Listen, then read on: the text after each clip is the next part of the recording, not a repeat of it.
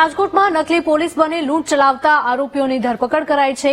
ફરિયાદીને ખોટી જગ્યાએ વાહન ઉભું રાખ્યું હોવાનું કહી પૈસા પડાવ્યા હતા।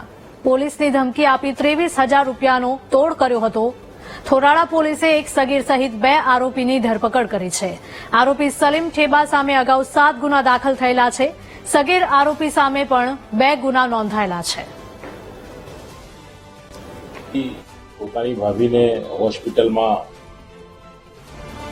દાખલ કરેલા ત્યાંથી પોતાના ઘરે જતા હતા દરમિયાન તેમને ઓવરટેક કરીને પાછળથી આરોપીઓ આવેલા અને ફરિયાદી ખોટી જગ્યાએ ઉભા રહ્યા છે એવી ધમકી આપીને પોલીસ કેસ કરવાનું એમને જણાવેલું અને પોલીસ કેસ ના કરવો હોય તો અમને ગૂગલ પેથી પૈસા આપો, તમારી પાસેના પૈસા આપો એમ કરીને એની પાસેની એક્ટિવાની ડિક્કી ચેક કરતા એની ભાભીના સારવાર અર્થે એમની પાસે રાખેલા 25,000 રૂપિયા એ ડિક્કીમાં હતા તે તેમાંથી 2,000 રૂપિયાને પરત આપી 23,000 રૂપિયા આ આરોપીએ એની પાસેથી પડાવી લીધેલા।